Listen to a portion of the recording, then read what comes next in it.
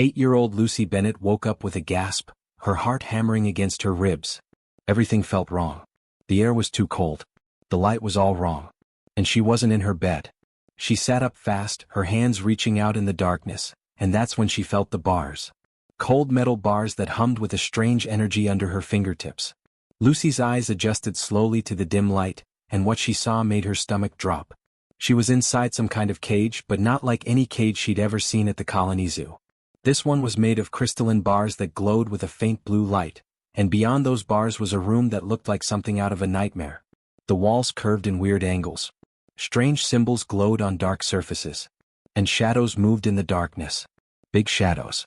Lucy's mind raced backward, trying to remember. She'd been playing near the gardens after school. Mom was supposed to pick her up after her shift at the medical center. Dad was still at work, fixing the colony's water system like he did every day. Lucy had been drawing pictures in the dirt with a stick, waiting when the sky suddenly turned white. There'd been a sound like thunder and then nothing. Now she was here. Wherever here was.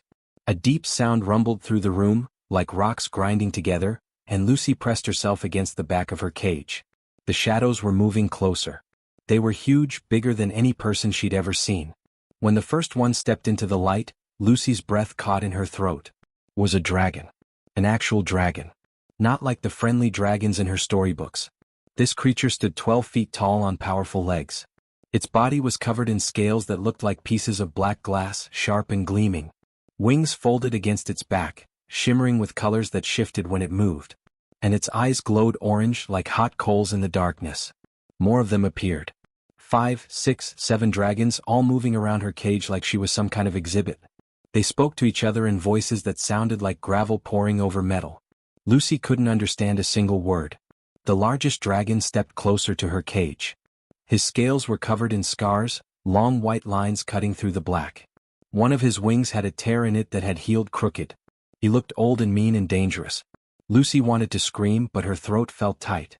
She wanted to cry, but something her dad always said popped into her head. Even when things break loose, we find a way to make them work again. She forced herself to breathe slowly. To think. Panicking wouldn't help her get home. The scarred dragon stared at her with those burning orange eyes, and Lucy felt like he was trying to figure out what she was worth. The thought made her skin crawl. She wasn't something to be bought or sold. She was a person. She was Lucy Bennett, and her parents were probably scared out of their minds looking for her. The other dragons kept their distance from her cage. She noticed that. They'd get close, lean in to look at her, then step back quickly. Like they were afraid of getting too near. That was weird. She was the one locked up. What did they have to be afraid of? One of the younger dragons said something, and the others responded with those harsh grinding sounds. Lucy wished desperately that she could understand them. Were they talking about her? About what they were going to do with her? The ship hummed around her. At least she thought it was a ship. She could feel a vibration through the floor like they were moving through space. That meant she wasn't on Earth anymore. That meant she was far from home. Lucy's hands started shaking. She couldn't help it. She was 8 years old, locked in a cage, surrounded by alien dragons who'd stolen her from her colony. She was allowed to be scared. But she was also her father's daughter. He taught her that even the smallest tool could fix the biggest machine if you used it right. And her mother had taught her that kindness could reach anyone, even people who seemed scary at first. Lucy took another deep breath, trying to calm the racing of her heart. She needed something familiar. Something that felt like home. Without really thinking about it, she started to hum. It was the lullaby her mom sang every single night before bed. The one about stars lighting the way home, about the moon watching over you no matter how far you wandered. Lucy hummed it softly, just loud enough for herself to hear, letting the familiar melody soothe her nerves. And that's when everything changed. The moment the sound left her lips, every dragon in the room went perfectly still. Their conversation stopped mid-word. Their movements froze. Even their breathing seemed to pause. Lucy stopped humming, startled by their reaction. The dragon's eyes went wide, wider than seemed possible. Their wings snapped tight against their bodies in perfect unison, like soldiers standing at attention. But this wasn't discipline. This was fear. The scarred dragon's mouth opened slightly, showing rows of sharp teeth. His orange eyes fixed on Lucy with an intensity that made her shrink back. And then the ship's lights started flickering. On and off. On and off. Like something was interfering with the power. The dragons erupted into motion, their voices rising in what could only be panic. Some backed away from her cage so fast they nearly tripped over their own feet. Others reached for weapons on their belts, their claws fumbling with the catches. The scarred dragon spun away from her and practically ran to a glowing console on the far wall, his claws moving frantically across the surface. Lucy sat in her cage, completely confused, her heart pounding even harder now. What had just happened? What had she done? All she'd done was hum a lullaby, just a song her mom sang. How could that possibly scare creatures who looked like they could tear through steel with their bare claws? But scared they were. That much was obvious. And somehow that one small act had changed everything. The dragons were losing their minds and Lucy had no idea why. They scattered away from her cage like she'd suddenly turned into a bomb about to explode.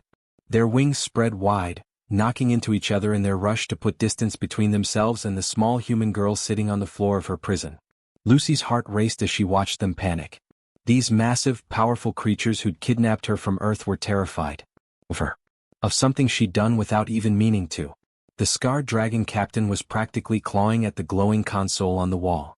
His talons moved so fast across the alien controls that Lucy could hear the clicking sound from inside her cage. Symbols and images flashed across the screen too quickly for her to make sense of them, but she could see his hands shaking. A dragon wearing some kind of armor pulled out a weapon and aimed it in her general direction, though his arm trembled so badly Lucy wasn't sure he could hit anything. Another dragon backed himself into a corner, his orange eyes never leaving her face. One of the younger dragons stood frozen near a doorway. Unlike the others, he wasn't backing away in terror. Instead, he watched her with something that looked almost like curiosity. His scales were unmarked by scars, smooth and dark, and his eyes held a different kind of light than the older dragons. The captain barked something in that grinding, rocky language, and suddenly a device on the wall crackled to life. Lucy heard fragments of words she could actually understand, though the translation was choppy and strange. Frequency, neural pathways, disruption, the extinct ones. Lucy pressed closer to the bars, straining to hear more. The captain was pulling up files now, ancient-looking records that filled the screen with images Lucy could barely comprehend. She saw pictures of war. Planets burning. Dragons fighting creatures that looked almost human but not quite. There were charts showing sound waves and brain patterns. Mathematical formulas she couldn't begin to understand. But one thing was clear in every image. Whatever those human-like creatures were, the dragons had been absolutely terrified of them. "What's happening?" Lucy called out, her voice small in the large room. "I don't understand. What did I do?" Every dragon flinched at the sound of her voice. The one with the weapon actually dropped it, stumbling backward as the gun clattered to the floor. The captain spun around, his scarred face twisted in something between rage and fear. He spoke rapidly and the translator on the wall struggled to keep up. "Ancient enemy, vocal weapons, they killed millions before we destroyed them all. Couldn't let them. The frequency of your sound, it matches the ones who..." The translation cut out but Lucy understood enough. These dragons thought her voice was some kind of weapon. They'd fought creatures who could hurt them with sound, and they'd apparently wiped those creatures out completely. Now here was Lucy humming a lullaby, and it reminded them of their worst nightmare. She wanted to laugh at how ridiculous it was, but the fear on their faces stopped her.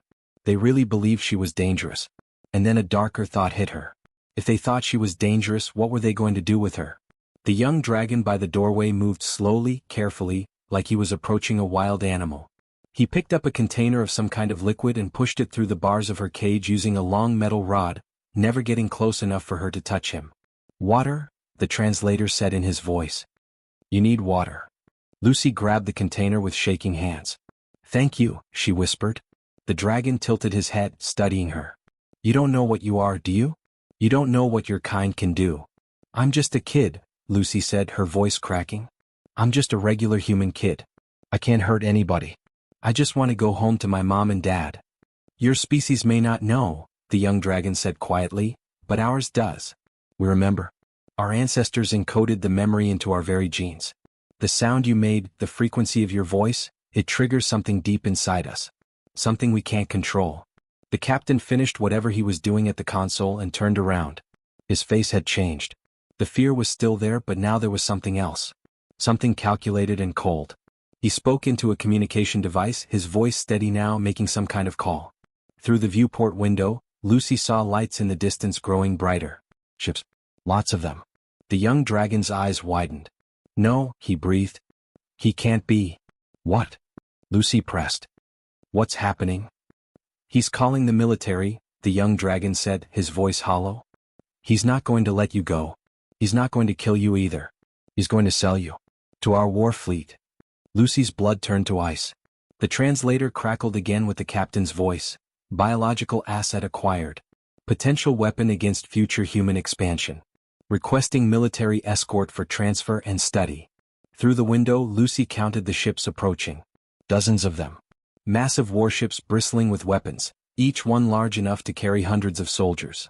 They'll want to study you, the young dragon said softly, his voice filled with something that might have been pity. They'll want to understand how your voice works. How to replicate it. How to use it. Use it for what? Lucy asked, though part of her already knew the answer. To make sure humanity never becomes a threat, the young dragon said. They'll want to strike first. Before your people discover what you can do. Before you become what we fear most. Lucy's mind reeled. This couldn't be happening. She'd been playing in a garden. Drawing pictures in the dirt. Waiting for her mom. Now she was in a cage, surrounded by alien dragons who thought she was some kind of weapon, and an entire military fleet was coming to take her away. To study her. To use her. And then to destroy everyone she'd ever loved. She looked down at her small hands. These hands that drew pictures and helped her dad fix leaky faucets and held her mom's hand when they walked to school. How could anyone think these hands were weapons? But the dragons didn't care about her hands. They cared about her voice. The first of the military ships docked with a heavy thud that shook the floor. Lucy heard the sound of airlocks connecting, of heavy footsteps in the corridors beyond. The young dragon looked at her one more time, and Lucy saw genuine sadness in his eyes. I'm sorry, he said. Some of us don't want this. Some of us are tired of being afraid. But we're not the ones in charge. The door opened and armored dragons began filing into the room. Their weapons were bigger than the ones the ship's crew carried. Their armor was thick and battle-worn. And their eyes held no curiosity at all. Only cold, military purpose. Lucy Bennett was 8 years old. She was scared. She was alone. But she was also human. And humans don't give up. The military dragons flooded into the room like a dark wave, their armor clanking with each heavy step. Lucy counted at least 20 of them, maybe more, each one bigger and meaner looking than the last. They carried weapons that hummed with energy, and their eyes swept the room like they were hunting for threats. Their commander was the largest dragon Lucy had seen yet. His scales were so covered in scars they looked like a road map of every battle he'd ever fought. One of his horns was broken off halfway, and a long scar ran down the side of his face, cutting through his eye. That eye was clouded and dead, but the other one burned with cold intelligence. He walked straight to Lucy's cage and stared down at her. She forced herself to meet his gaze, even though every instinct told her to look away. Her dad had taught her that bullies feed on fear, and she wouldn't give this dragon the satisfaction of seeing her cower. The commander spoke in that harsh dragon language, and the translator on the wall crackled to life. This is the human specimen? His voice was like gravel grinding under a boot. This small thing caused all this panic? The scarred captain stepped forward. Commander, you don't understand. When she makes sound, when she vocalizes, it triggers the genetic memory. The frequency matches the extinct species almost perfectly. I understand perfectly, the commander said coldly. I understand that we have a potential weapon sitting in this cage. And I understand that where there's one human, there are millions more. If they all carry this ability, they represent an existential threat to our species. Lucy's translator was getting better at picking up their words now, and what she heard made her stomach twist into knots. Threat? She said, her voice shaking but angry. I'm 8 years old. I was playing in a garden. How am I a threat to anybody? The commander's good eye fixed on her and he smiled. It wasn't a nice smile. You're not a threat, child. Your species is. But you're going to help us make sure they never get the chance to use their gifts against us. How? Lucy demanded, gripping the bars of her cage. We're going to study you. Take you apart piece by piece if we have to. Figure out how your vocal system works, how the frequencies are generated, how they affect our neural pathways. He leaned closer to the cage. And once we understand it, we're going to make sure no human ever gets the chance to weaponize it. We'll strike first. Eliminate the colonies. End the threat before it begins. You can't. Lucy shouted.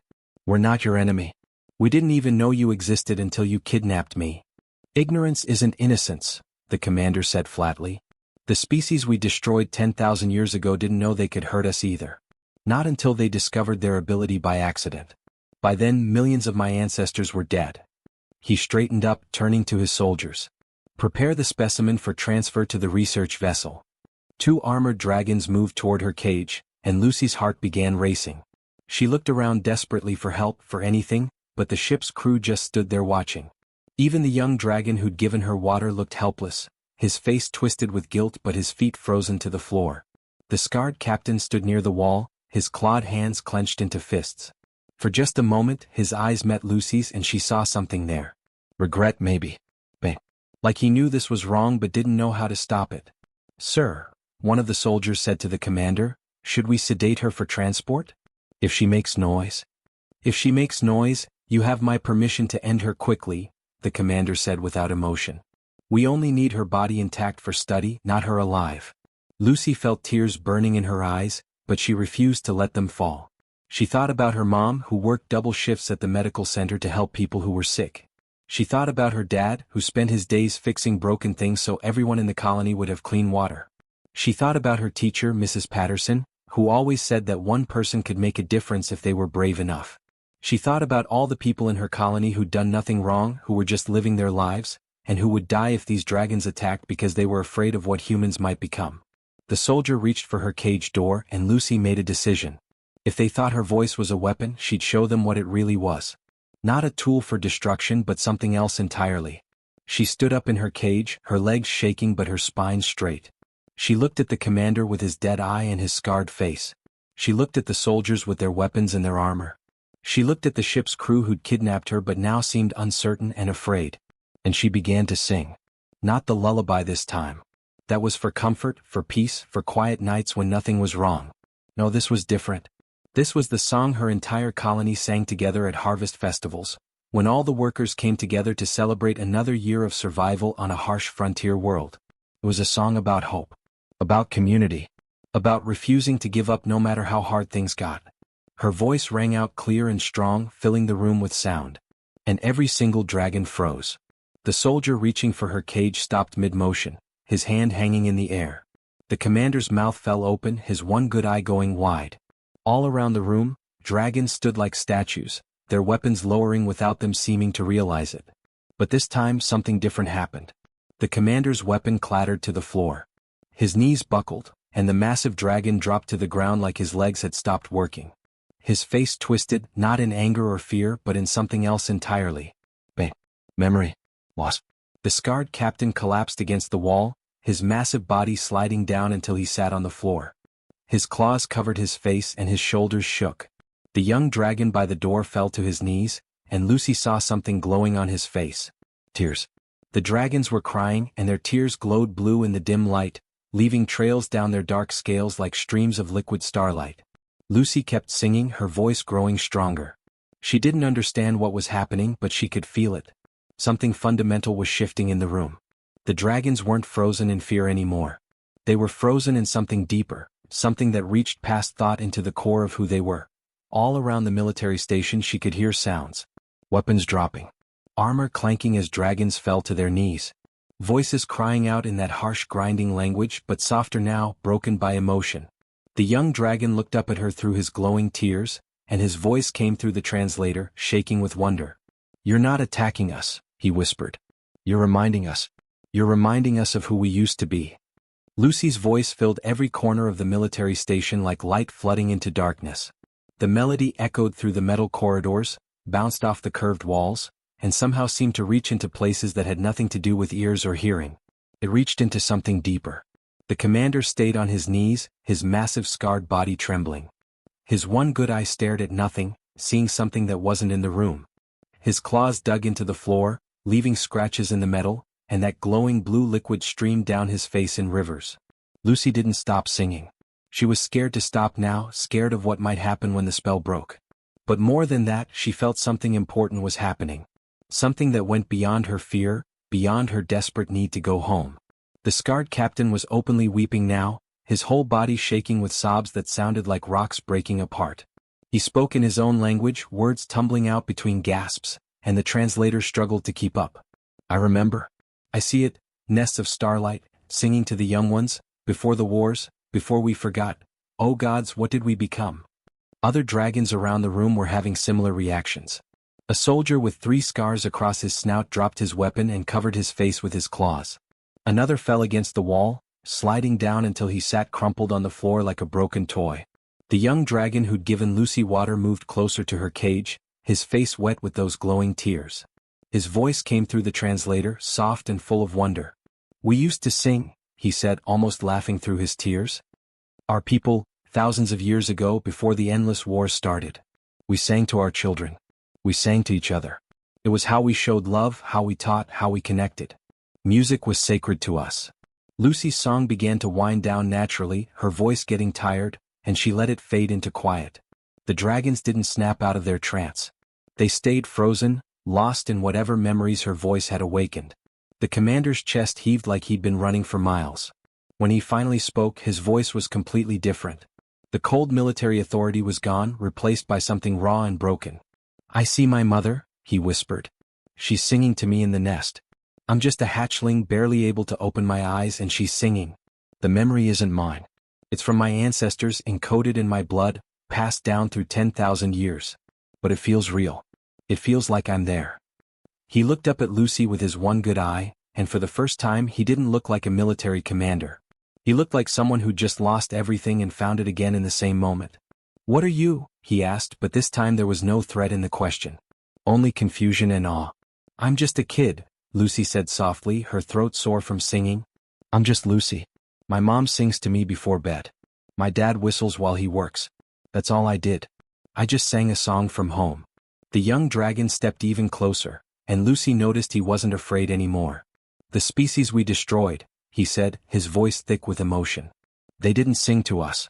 They weaponized sound. They learned how our neural pathways worked and created frequencies that caused pain, paralysis, death. They turned their voices into guns pointed at our heads." He gestured to Lucy with one trembling claw. "But you, a human singing, it's different. The frequencies are similar enough to trigger our genetic memory, but instead of causing pain, it reaches back to before the wars. To when we were like you. To when we sang for joy instead of screaming in battle." The scarred captain pulled himself to his feet, using the wall for support. His face was still wet with glowing tears. "We became monsters to fight monsters," he said quietly. "And then we couldn't remember how to be anything else. We forgot that we were ever gentle. That we ever created beauty instead of destruction." A sound from the doorway made everyone turn. More dragons were arriving, drawn by the commotion, and they stopped dead when they saw the scene. Hardened soldiers on their knees, weapons scattered on the floor, the mighty commander crying like a child. And in the center of it all, a small human girl standing in her cage. One of the newcomers, a general with dead eyes and scales like black iron, took in the scene and his face twisted with rage. "What is this?" he snarled. "What weakness is this?" He pulled his weapon, a massive gun that crackled with energy, and aimed it at Lucy. "This is exactly what I warned you about. Human manipulation. Mind control. This child is making you soft, making you forget who the enemy is." Several other dragons behind him raised their weapons too. Lucy saw the determination in their faces, the refusal to accept what they were seeing. They'd spent their whole lives being soldiers, being hard, being afraid. They couldn't let that go. Wouldn't let that go. The commander slowly stood, wiping his face with the back of his claw. He stepped between Lucy's cage and the general's weapon. "Lower your gun," he said quietly. "Sir, she's controlling you. Can't you see that? This is what they do. This is what the ancient enemy did. They get inside your head and—" "I said lower your weapon." The commander's voice was still quiet, but now it carried steel underneath. "That's an order, General." The general's face contorted with fury and something else. Fear maybe. Fear of change. Fear of feeling things he'd buried for too long. "If you won't protect our species, I will." His finger moved toward the trigger. The young dragon threw himself in front of Lucy's cage, spreading his wings wide. The scarred captain moved too, putting his body between the weapon and the child. Other dragons from the ship's crew who'd been watching silently until now, suddenly found their courage and moved to protect Lucy too. The station split down the middle like a crack in glass. Half the dragons moved to shield Lucy, their faces set with determination. Half moved to support the general, their weapons raised, their eyes hard with the certainty that they were doing the right thing. "She's going to destroy us," the general roared. "Can't you see? This is how it starts. Today you weep and remember the past. Tomorrow humanity uses these abilities to conquer us. We strike first or we die. Any species that must kill children to feel safe, the commander said, his voice growing stronger, has already lost everything worth protecting. We became this because we were afraid. We stayed this because we forgot there was anything else to be. He turned to look at Lucy and she saw something in his eyes she hadn't seen before. Respect. Maybe even hope. This child showed us what we lost. Now you want to kill her for it? You want to murder the one being in the universe who reminded us we were once capable of love. The general's weapon didn't waver. I want to protect our people from making the same mistake that nearly destroyed us 10,000 years ago. I will not apologize for that. Then you'll have to go through me first, the commander said. The two generals faced each other across the room, and Lucy realized with horror that she'd done more than remind these dragons of their past. She'd started a civil war. The air in the station felt like it might explode. Two groups of dragons faced each other across the room, weapons raised, claws tensed, wings spread in aggressive displays. Lucy stood frozen in her cage, watching a war about to start because of her. The general's weapon hummed louder, charging up. Last chance, Commander. Step aside or be labeled a traitor to our entire species. Then I'm a traitor, the commander said simply. I've spent 300 years fighting wars. I've killed more beings than I can count. I've watched planets burn. And for what? To protect us from threats that might never come? To keep us safe by making sure we stay monsters forever? His voice grew stronger, filling the room. I'm done. I'm done being afraid. I'm done killing first and asking questions never. If that makes me a traitor, so be it. The general's face twisted with rage and something that looked almost like pain. You're weak. She made you weak. No, the scarred captain said, stepping forward to stand beside the commander. She made us remember what strength really is. Real strength isn't destroying everything you're afraid of. Real strength is choosing mercy when you have the power to choose otherwise. More dragons moved to stand with them. The young dragon kept his wings spread wide in front of Lucy's cage. A female soldier with kind eyes. An engineer who'd been watching from the doorway. One by one they chose their side. But just as many stayed with the general. Their faces were hard, certain, convinced they were the only ones thinking clearly. They'd lived their entire lives preparing for threats, training to strike first, believing that hesitation meant death. This ends now, the general said, and his finger tightened on the trigger. Lucy didn't think. She didn't plan. She just acted. She climbed up the bars of her cage, pulling herself to the top where everyone could see her. Her legs shook and her heart hammered, but she stood up there anyway, making herself as tall as her 8-year-old body would allow. And she sang. But not the lullaby. Not the harvest song. This time she sang something her whole colony had created together last year, after a bad storm nearly destroyed their settlement. It was a song about rebuilding. About how broken things could be fixed if everyone worked together. About how the darkest night always ended with dawn. The dragons froze again, but this time Lucy didn't stop. She sang louder, putting everything she had into it. Every memory of her mom and dad. Every friend at school. Every neighbor who'd helped her family when times got hard. Every person who'd ever chosen kindness when being cruel would have been easier. The general's weapon wavered. His face contorted like he was fighting against something inside his own head. The dragons behind him lowered their guns slowly, their expressions shifting from anger to confusion to something softer. Lucy sang about the colony maintenance workers like her dad, who fixed things most people never noticed until they broke. She sang about medical staff like her mom, who stayed up all night helping people they'd never met. She sang about teachers and farmers and engineers and all the regular people who built things instead of destroying them. And as she sang, something impossible happened. The fighting stopped before it started. The general's weapon fell from his claws, clattering to the floor. He dropped to his knees like someone had cut his strings, his face crumpling. The other hardline dragons followed, their certainty cracking like ice in spring. I see them, the general whispered, his voice broken. I see my people before the wars. We were builders once. Artists. We created music that could make stars weep. We built cities that floated on light. We were beautiful. He looked up at Lucy with eyes that had seen too much death, and now those eyes were streaming with glowing blue tears. What have we become? What did we throw away? Lucy's voice finally gave out, her throat too sore to continue. She climbed down from the top of her cage, exhausted and shaking. The young dragon immediately opened the cage door, his claws fumbling with the lock. You're free, he said. You were always supposed to be free. We just forgot that freedom was something worth protecting instead of controlling. Lucy stepped out of the cage on wobbly legs. She looked around at the room full of massive dragons, every single one of them on their knees now, every single one crying those glowing tears that left trails of light down their dark scales. The commander approached her slowly, carefully, like she was something precious. He knelt down to bring his huge scarred face level with hers. "Forgive us," he said, and his voice cracked. "We let fear turn us into the very thing we were afraid of. We became destroyers because we were terrified of being destroyed. And in doing that, we lost everything that made us worth saving."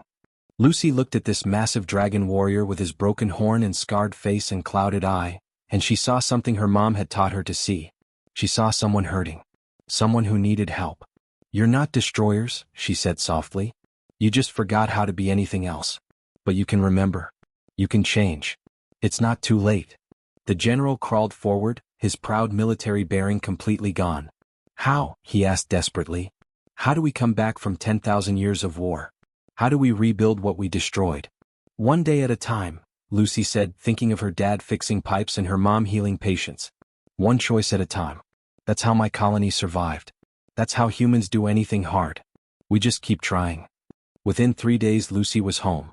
The dragons brought her back in a ship that looked nothing like the one that had taken her. This one was decorated with colors and patterns. Music played in the corridors. And when it landed at her colony, her parents ran out crying and swept her up in their arms while dozens of dragons watched with those glowing tears streaming down their faces. The young dragon became Earth's first official contact with the dragon species. He told human leaders everything, holding nothing back, including the plan to attack. He stood in front of news cameras and said simply, "We were wrong. A child showed us that. Now we want to make it right." The scarred captain started something he called the Lost Children Project. He traveled across the galaxy finding kids who'd been stolen by slavers, bringing them home no matter how long it took. He named the project after his own daughter, who he'd lost to war 300 years ago. The commander opened dragon space to human scientists and teachers. "Show us how you build," he said. "Show us how you heal. Show us how you live without constant fear. We've forgotten, but we can learn again." And across dragon space, something happened that historians would talk about for the next 1,000 years. Parents started singing to their children again. In nests and homes and ships, in cities and stations and remote outposts, dragon parents who'd never sung a note in their lives began humming lullabies they didn't consciously remember knowing. They sang songs from before the wars, melodies encoded so deep in their genetics that 10,000 years of violence couldn't erase them completely. Lucy stood between her mother and the young dragon ambassador at the first human-dragon peace ceremony. The whole colony had gathered, and behind them, a delegation of dragon families watched nervously. "What should we sing?" the young dragon asked. "Something new," Lucy said. "Something that belongs to all of us." So they created a song together. Humans and dragons working side by side, building something beautiful instead of weapons. The melody mixed human harmonies with the deep resonant tones of dragon voices, and when they sang it for the first time, people and dragons alike wept. Lucy's teacher, Mrs. Patterson, had been right.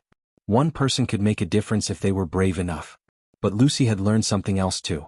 One person's courage could wake up thousands more. The galaxy had been waiting for someone to show them that peace was possible. That change was possible.